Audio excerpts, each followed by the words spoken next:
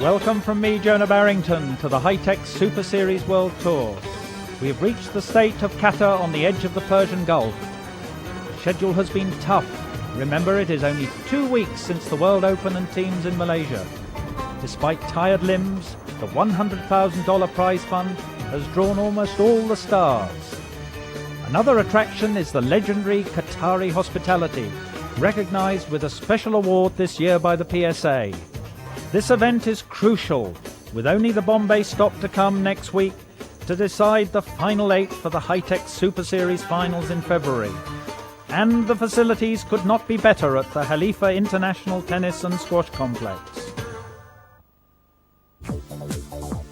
But before we got anywhere near the key rounds of the championship, there was already plenty to talk about. Jonathon, who has won this event every year since its inception, was back on the tour after missing the World Open. A great disappointment for the Pakistani. Now he's back with a point to prove. But one person doing the disappearing act in reverse is Australian Brett Martin. He did go to the World Open and he did represent Australia in the World Teams. Did enter here, but has not turned up, with rumours now circulating about his possible disillusionment with the game and even retirement. It's another Australian who is also going into temporary exile. The often tempestuous Anthony Hill has added to his bad boy reputation in being suspended from the tour for the taking of illegal substances, a fact probably preying on his mind as he went out 3-0 in the first round here. Nonetheless, a host of young talents still in the draw and battling through to take on the more established names as we take a look at the lineup for the quarterfinals. Jonathon will take on the up-and-coming young Canadian who did so well in helping Canada to the World Teams final. Jonathon Parr takes on the new Egyptian star Amr Shabana, whilst Frenchman Julien Bonitat claims his place here against Peter Nicol. Finally, it falls to Englishman Chris Walker to try to upset the new World Open squash champion Rodney Isles. So it's into the first quarter-final with my co-commentator Chris Robertson. Well, Graham Riding certainly doesn't seem to be overawed by Jonathon. Well, certainly his improvement, Jonah, over the last 12 months has been very impressive. Beat a number of top 10 players. Looks very focused and disciplined and certainly not phased.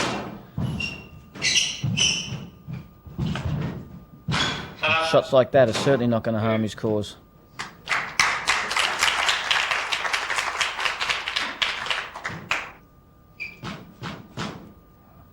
Well, the young Canadian is still fighting his corner really well in this first game.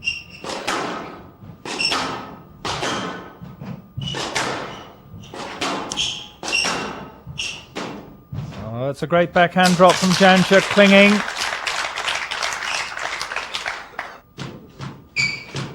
Set 1 called, game ball for both players. Very important for Riding to get this first game. Maybe not as much for Jonathon.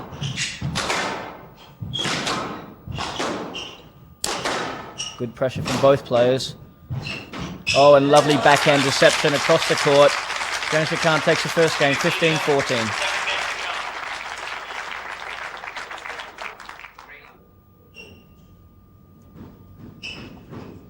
So it's match point for Jonathon. Under tremendous effort from Graham Riding. He's been there or thereabouts throughout the whole of the match. Really creditable. Great experience too, and can only profit from it. But Jonathon, that edge all the way through. So the number 1 seed goes through. 3-love. Quarterfinal number 2 brings us our first glimpse of another young Egyptian star in the making. Amr Shabana is not here by chance. He's fought through qualifying to get here and is rightly pleased with himself. Well, it's been really tough because we have to play the qualifying rounds, and it's each qualifying match is so hard because there are so many good players in the tour, so it's pretty tough. Recently I haven't been concentrating on my fitness. I plan to do that when I get back to Egypt, but Jonathon obviously is a very talented player and he's very good in his shots, but all the players I think are very talented, so what pulls people through in the end are fitness. So fitness is a major part in squash. Well, the young player Shabana Jonah has done very well here. I know he's 1 love down, but he's even in the second, and he's given himself a lot of confidence with his showing against Jonathon Power. Very impressive start for the future.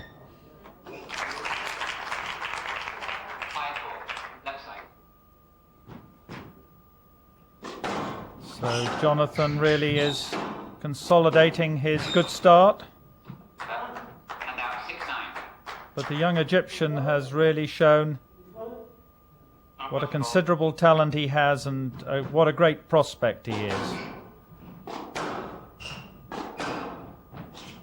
He just looks very comfortable in this type of company without being threatening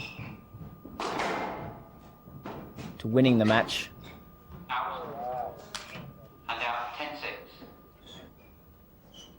It's match point to Jonathon Power. Good fighting performance here from the young Egyptian. Still hanging in, trying to get as much experience and exposure against the world's best players. And he's played well today. Again, good reflexes from both players, showing the racket skills. Appeal from Shabana, not successful. Match to Power, 3-love. The results confirmed then, and the top seeds in the top half of the draw safely into the semis. And no upsets for the form books there as we go on to look at the next 2 quarter-finals. And the first one we go to features another young talent who gets better and better.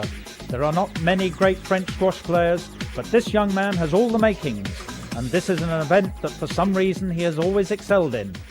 I don't know. I mean, I've been thinking about it. I mean, there must be a star somewhere above that sky that bringing me luck, or I don't know. I just love the place and I love the court as well. I think that when you know you've been playing well in some places, that brings you an extra confidence. That's probably an extra good thing for you. Well, it's a paralysing start from Peter Nicol. Julien just has not been in it. Very confident Scot. Tricky bit of work with the feet from Julien, didn't work. Not really legitimate. And a lovely finish from Peter Nicol. Game ball, Peter Nicol. Take a 1-love lead. That's an error from Bonatat. It's the first game to Peter, 15-3.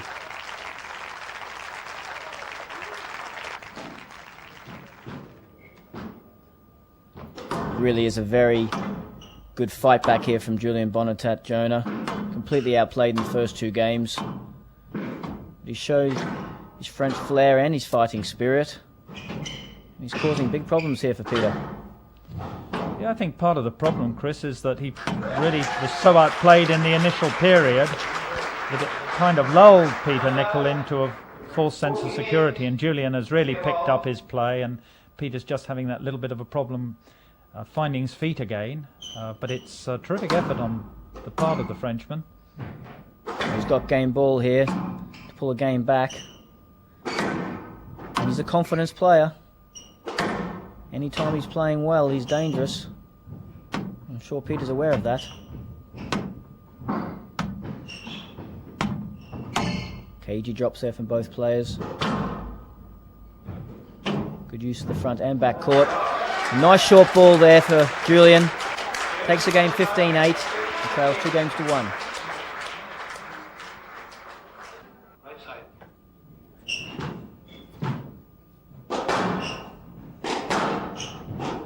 So Peter really has restored order to his game and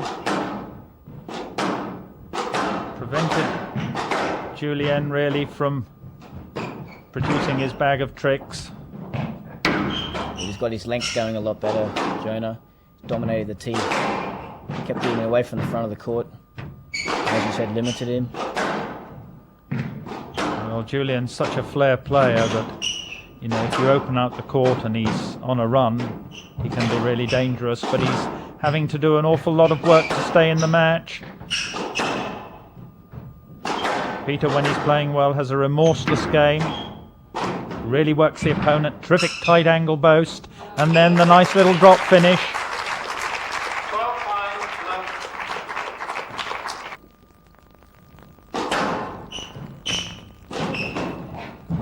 said earlier, Jonah, when Peter is playing this type of way, it does make the opponent do a lot of work, move very, very quickly, play shots under a lot of pressure. He's certainly using all the court he did in that rally.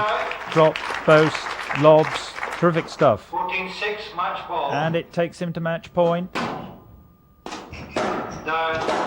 it's over. The Scot goes through. So a rather disappointing defeat for Julien, but straight on to the Isles Walker encounter. So absolutely critical for both players, this end game. At 1-1, both will urgently want to get the 2-1 lead. Fierce drive from Rodney Isles, but just hitting the top of the tin. Excitement from Chris Walker. Set 3, playing to 17. Rodney goes for it, and successfully. Very aggressive phase there from Rodney, Jonah. Went for the big shot on game ball, went for the big volley at 14 all. He's forced Walker to do the same. 16-14, game ball. Brings up game ball for Rodney Isles. It really has been a strange last 3 or 4 points from both players. He won't be getting that back. That's the third game to Rodney Isles. He leads 2 games to 1.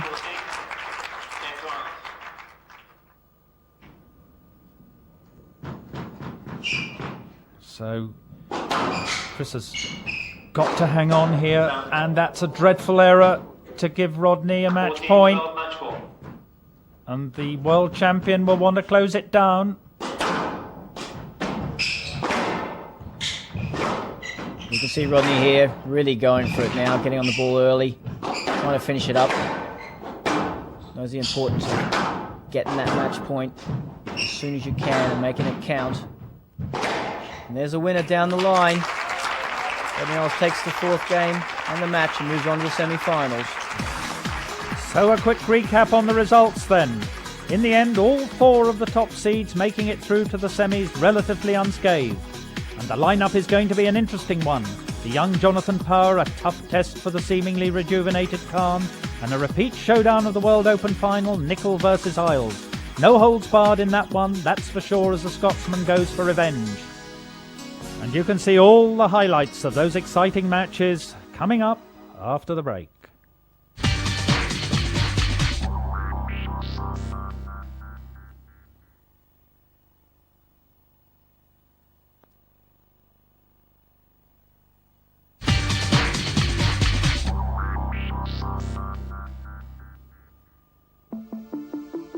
Welcome back to the Qatar International Squash Championships.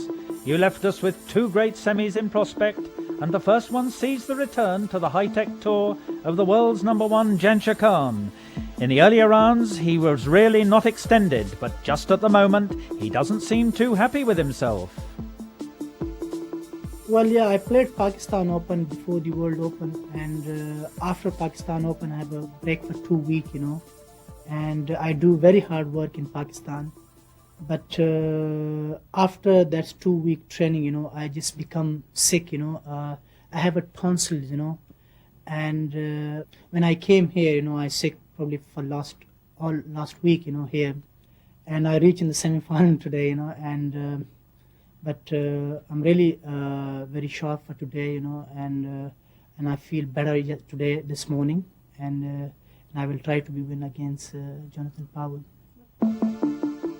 And up against the old master is the man who cockily thought he could take him on in Hong Kong. Now Jonathon Parr seems a little more subdued. Perhaps he's been planning his campaign a little harder this time. Is he fit for this one?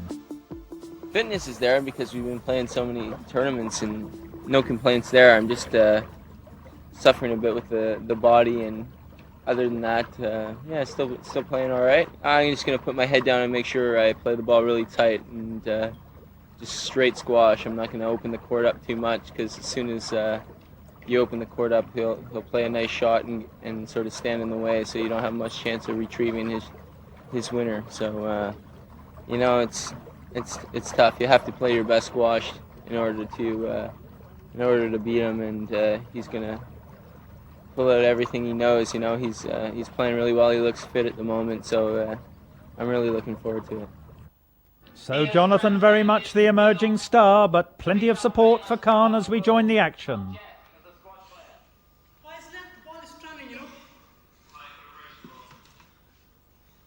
Nice bit of dialogue from both players here. And Jansha concerned for his opponent's welfare, I think, Chris. Or possibly looking for an early shower. One or the other, Jonah. Well, he certainly had the sign on Jonathon over the last few months. Seems to have found Jonathon relatively simple to read. He's been unconcerned with Jonathon's deceptive game.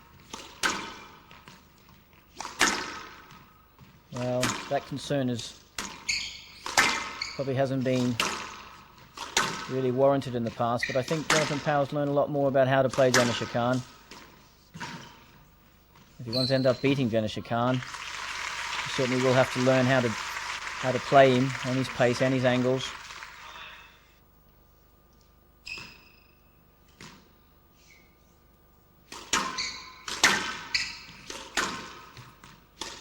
Jansha's playing very carefully. You're right there, Jonah. Cagey. Very precise at the moment. He looks like the Janisha of old. He's prepared to knock it up and down the line for a while. Have a look at his opponent. Reassess things. It usually means he means business.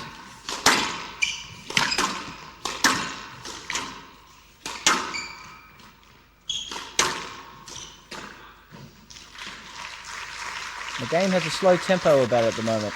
Unforced error there from John Power. Miscalculation on the volley. Both players not volleying the ball very much. Odd change of pace, and all of a sudden it starts to heat up a bit.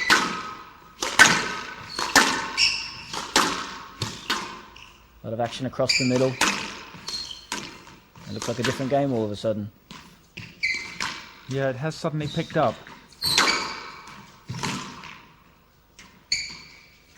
Gloves have come off and both players are into it now. Good cross court there from John, just catching the nick. Brings him level at 7-all.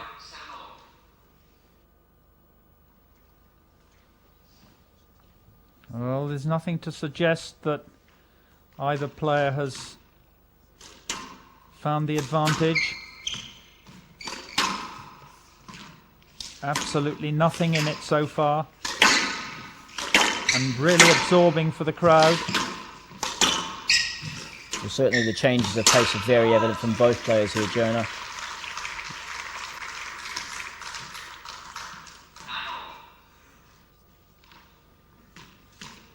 And again, we're deadlocked.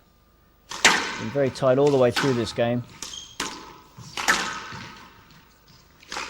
It might take a little bit of brilliance, a loss of concentration to separate these two.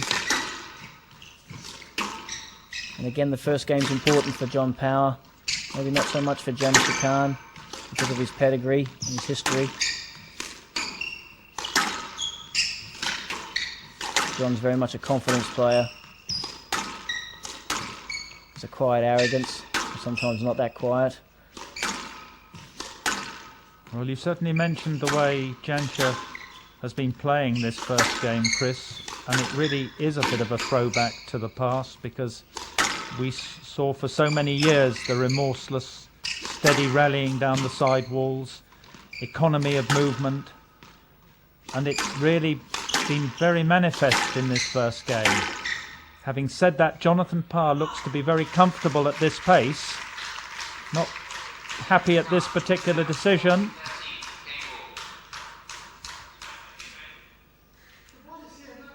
Has to get himself together because it really has been a first game of real quality for him as well. It's a game ball for Jansha.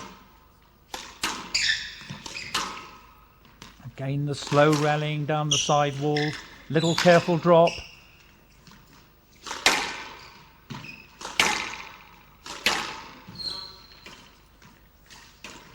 And The ball's been called down, I think, and Janish has called it himself. Did look like it deviated. Must have been a very tight ball, but Janša obviously clearly thought it was down on the tin, gave the point away. He's called set one. The game ball to both players here. That's the classic sudden death situation. Good scramble there from John. Under a lot of pressure from a tight drop. Gets on the cross court, grabs a nick, and grabs the first game.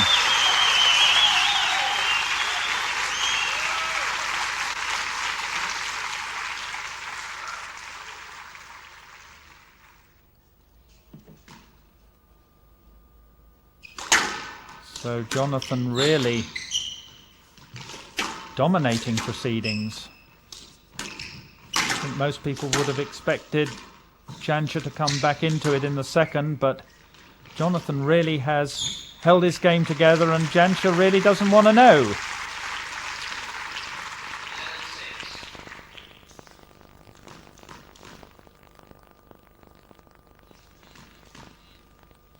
Well, unfortunately, Jonah, the scenario here doesn't look good for the audience. Janša Khan doesn't look like he's particularly interested at the moment, going through the motions as such. And with shots like that, this match is not going to be going very much longer, I wouldn't think. Game ball to John Power. Tame end there from Janša Khan. Unforced error. John Power leads 2-0.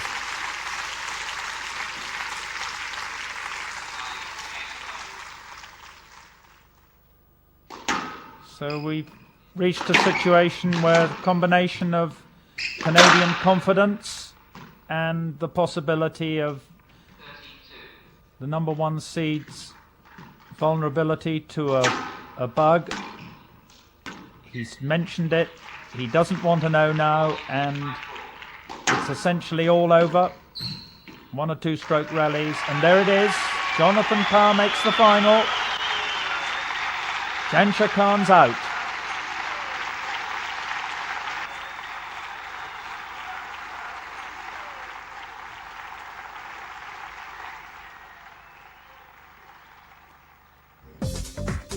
And we have 2 really contrasting approaches. First, the confidence of the Canadian as he works Janša. Moves in. Little drop shot. Janša just recovering it, but not that well. Then the flick of the wrist across court. Janša really struggling and hits the tin. Here we see an indifferent Janša Khan today. Shot selection and execution not up to scratch. And on to the second semi-final, and Peter Nicol is once again in commanding form. He set himself for the World Open and would have had the confidence to beat Rodney Isles after the Australian's inconsistent season. Peter has renewed his momentum since his loss in Malaysia and will relish such an early opportunity to overturn his rival. Rodney Isles hit a peak to take the world title in Kuala Lumpur, a supreme test of his talent and character. Tough though it is, he now has to gather himself again to withstand another challenge from his resolute opponent. Rodney knows only his best will be good enough. Can he deliver the goods again here on the Persian Gulf? Well, it is draining. There's quite a few tournaments in a row in this part of the year. But again, it's a new event every different week, so regardless of how you're doing, you can always reset yourself on a new tournament. So if you're not playing so well, you've always got the week to look forward to try and get a win again. So I mean, I think it's good having a few tournaments in a row so the players can really groove into their game. And again, try and just do better than you did last week. I think the pressure's off me a little bit since my rankings dropped down to 4. I think the pressure's on the other guys. Winning the world championship. I guess I'm a bit of a marked man again, but I think the pressure's really off, and the guys at the top end of the scale are the guys to beat. It promises to be quite a match, so join Chris and myself after the break for a front row seat.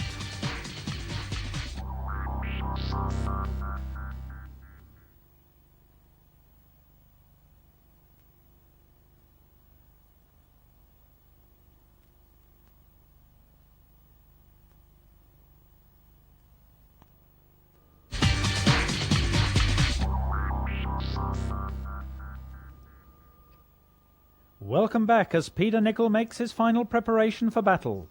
We join the match early in the first. And really interesting to see the way both players face this particular match after the World Final. Rodney's joy at the final outcome, and obviously a sad finish for Peter Nicol. But really, Jonah, it's picking up where it left off there in Malaysia. Very close, committed professionals, working hard at the game. Lots of volleys, lots of interaction, lots of movement here from Rodney Isles.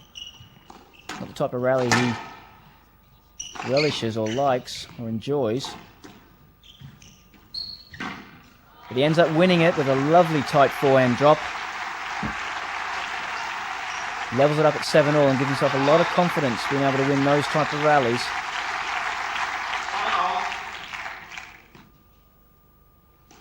Well, there was a terrific quality to their squash in the final of the World Championship. Well, there's no doubt about that, Jonah. The quality was fantastic, and I'm sure Peter Nicol is going to ask Rodney Isles to play that well again. I'm not sure if he can, but if he does, he's certainly a player in form.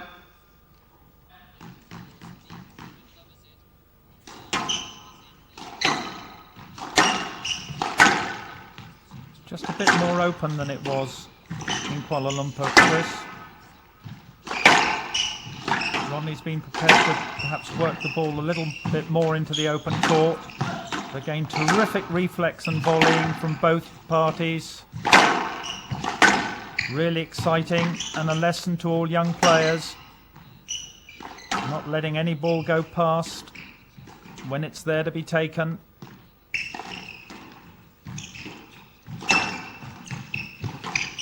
It certainly seems like the pace of the game from Rodney Isles is a lot more severe. Hitting with more power from the back of the court, not lifting as much. I suppose time will tell if that strategy is going to work.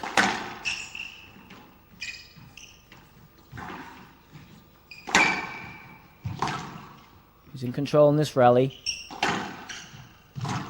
These are the type of rallies that if he gets a lot of, you end up getting extremely tired very quickly.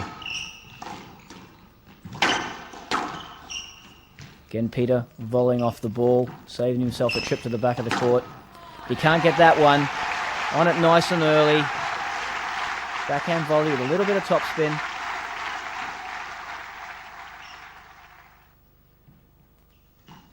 Well, the match will really have got into both players now. There have been some stunning rallies. And that's a great finish on the forehand. Put away beautifully by Peter Nicol.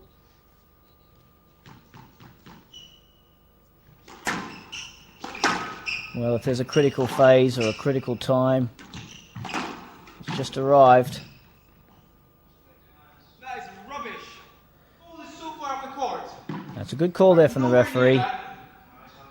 Didn't look to me, Jonah, that Rodney could play that shot. And it's game ball. Peter Nicol has to settle back. Obviously upset. And he's got an error out of Rodney. That was a bit of a gift from the Australian. And it's set 3.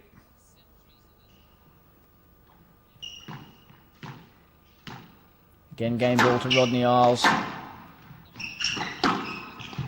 Done well to get himself back on track after a couple of dodgy shots. And super volley there from Peter. Read it cross court. Nice and short. Earns himself game ball. Well, they're both, of course, at game balls. And the crowd love this sort of situation. A real crisis point. And they're playing with fury.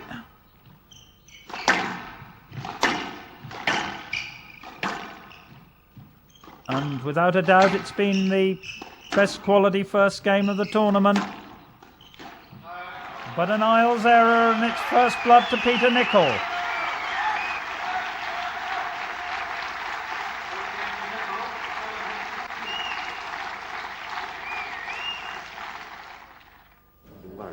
You'd rather serve the volley as well, just hit it.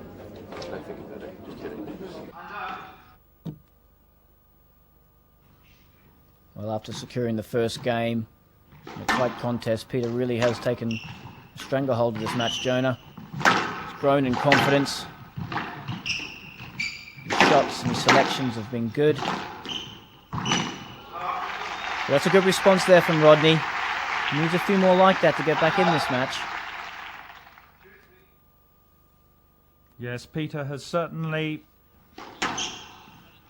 answered one or two questions after the World Final. He's come to this match and he's been in a most positive mood.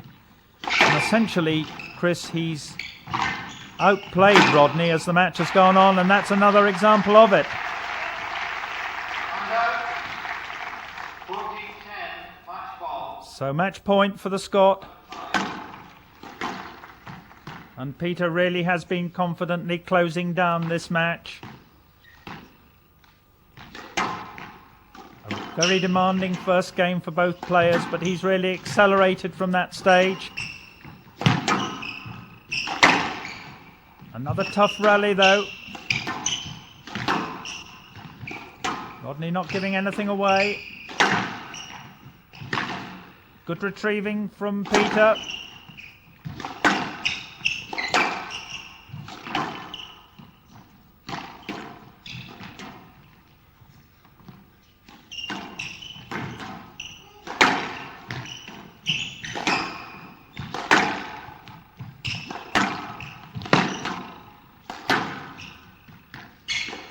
The world champion certainly hasn't given this away, but a fantastic finish from Peter Nicol takes him through to the final. 3 games to love, 17-16, 15-7, 15-10. And we can see the contrasting form of Rodney Isles in this match. Here he's very much on top. He's dominating the rally, a little drop, taking Peter short. Rodney nicely in position, holding, and then flicks it across court. Peter back wall boast, but just going out of court. In this rally again, Rodney dominating with the forehand drop, nice and tight, forcing Peter to go cross court. He leaps on the ball, kills the volley short.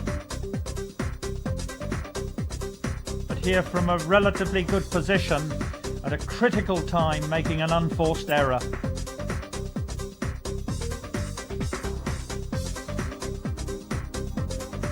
And again, similar situation. Good control, good position, just a bad error. It was a really exciting game. You know, I really enjoyed it. Unfortunately, I didn't get a win, and that's the way it goes sometimes. But it was a tough game. It was a great contest and a lot of hard rallies and very exciting rallies. And I was happy on there, but just couldn't get the win today.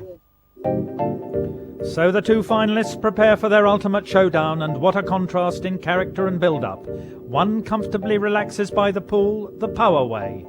And the perfectionist Scot, concentrated to the last, is back to work on court with his coach Neil Harvey. Every individual prepares differently, and Peter marches to his own drummer. I think the biggest thing for me is I'm moving well, which means that my fitness has always been quite fit. So as long as I move well, I'll be able to play a long, hard match, no problem. I think you've always got to be very positive on this court here. It's very dead court.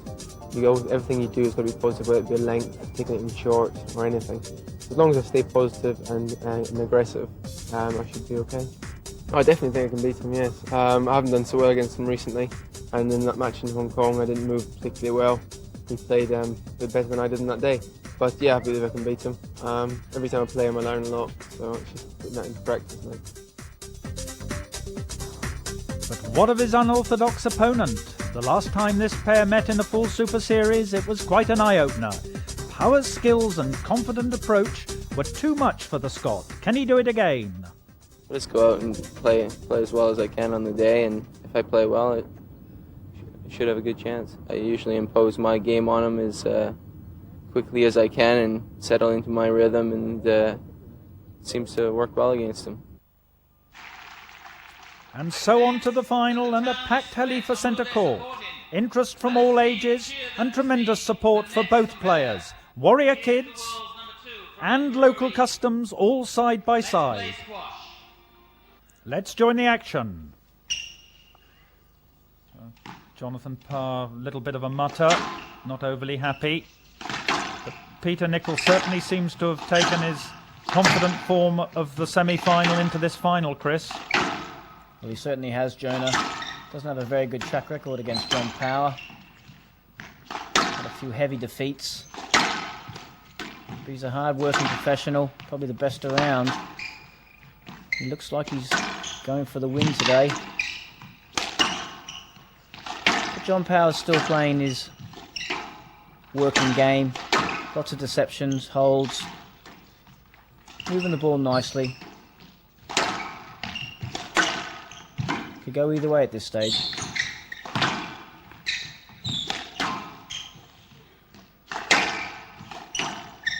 Well, it's a tremendous rally.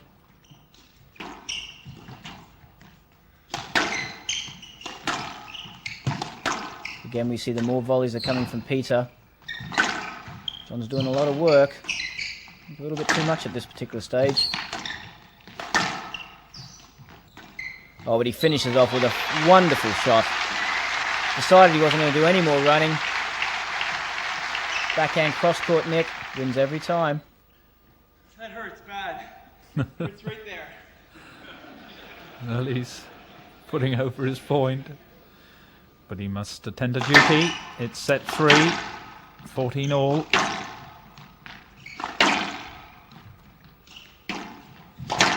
Both players have really tracked each other very well in this first game. Somebody's got ahead, they've pulled back pretty quickly. There hasn't been much between the two. From Peter Nicol's point of view, the first game is pretty important. As I said earlier, doesn't have a good track record against John Power. Take the first game, things always look a lot better. Oh, and Peter a little bit tight and squeezed on that one, finds the tin.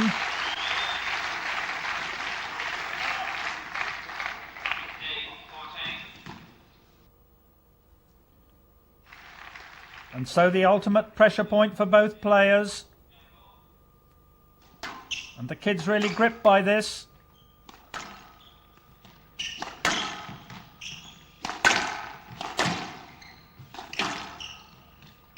So crucial to get that cushion of the first game. It would do wonders for Peter Nicol's confidence.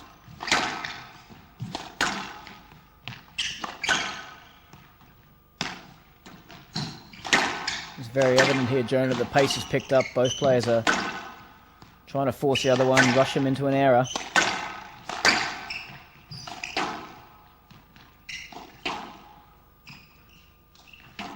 Ambition from Jonathon Parr, always looking to attack. And at times so deceptive, and the error from Peter Nicol. He will not be happy with that one. Jonathon Parr's on his way. Can Peter Nicol respond? Let's see after the break.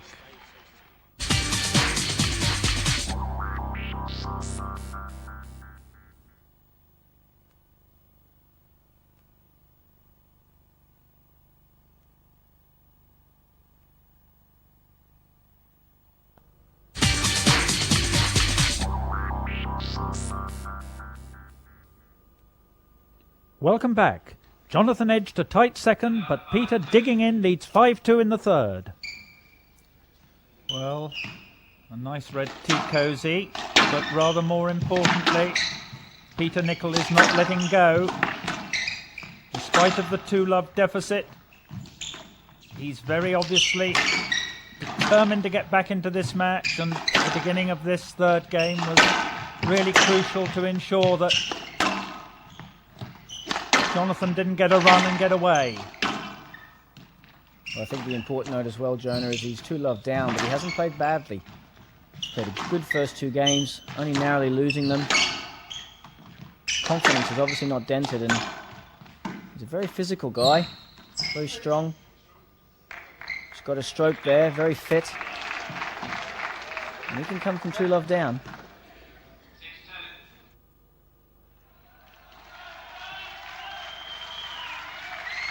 And Jonathon not happy. He's had to play catch-up throughout the whole of this third game. He would have hoped for more. Peter Nicol perhaps on the point of getting one back. But an error. So Jonathon still in with a chance, Chris, of closing it on 3-love. Well, uncharacteristic there from Peter. Oh, and another bad mistake. Looked like he got a bad bounce off the glass wall, the joins of the glass. And all of a sudden, Power's in with a chance here of wrapping this match up. Never looked at any stage in this third game that Power had the chances to come back.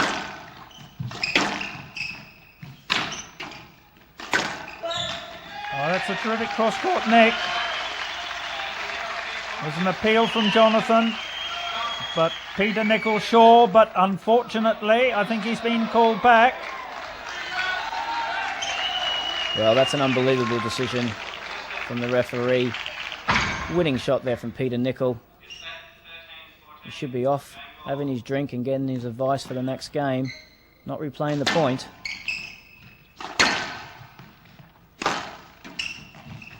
Is any justice in this game? Peter Nicol will win this.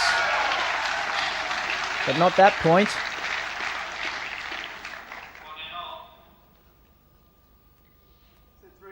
Peter is set to 3. That's a wise move from Peter Jonah. A little bit rattled after that dodgy call. Just give himself a chance to settle down.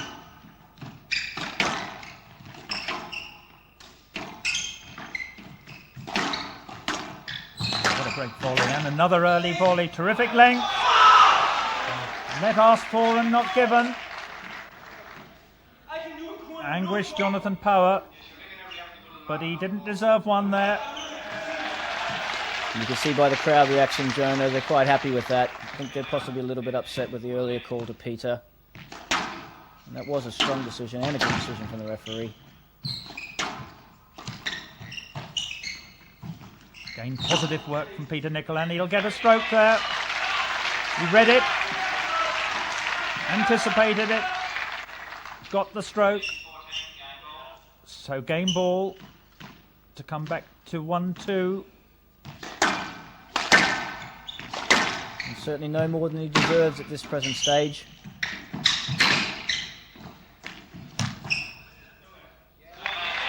And another no-let. Referee plays a vital part. Peter wins the game and trails 2-1.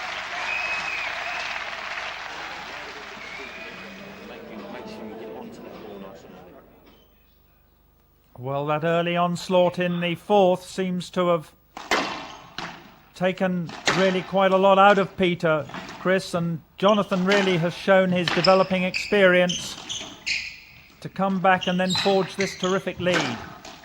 Well, that's right, Jonah. He certainly looks like he's come out in this fifth game and been very aggressive with his shot playing. Wonderful touch there for the forehand drop and deserves his lead. Well, Pete's certainly hanging on. It's still a very substantial deficit. Jonathon confident on the volley drop. Beautifully played. And this has been the problem for Peter in the fifth game. He's had to work hard for his points, whereas John Power's got a lot of quick free winners. And when you've been playing for a while and chasing a lot, it's very disheartening to see shots like that go away from you. Scream of anguish there from Peter. Good length there from John. Yeah, Peter really has been searching for that win over Jonathon Power, and having driven his way back to 2-all, he must have felt that maybe this was going to be the day. But Jonathon has sneaked away, and it's been very impressive, but Peter hanging in. And again, there's that free winner that John Power's getting lots of. Peter's finally got hold of one of them. I have a feeling it's a little bit too late. Again, good control there from John. And there's the deception. Looking for the let. Peter demonstrating the body position, sticking the bottom out, which he did. But no joy for Peter, and match point for Jonathon Power.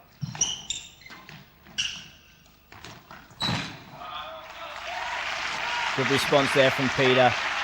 Match ball down. Cooley slotted the backhand drop away. And he's still fighting. Second match point.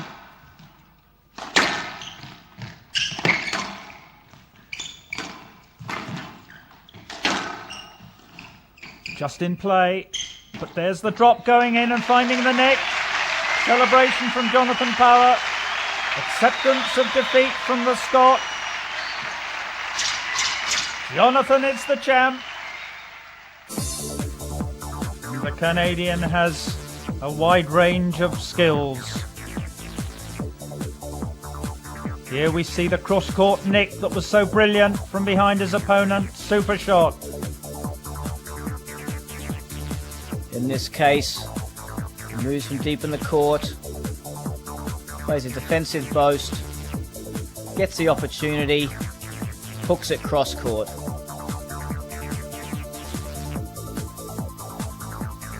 Under pressure initially, but a quick reflex takes Peter Nicol deep, gets the boast return, and then the deceptive subtle drop.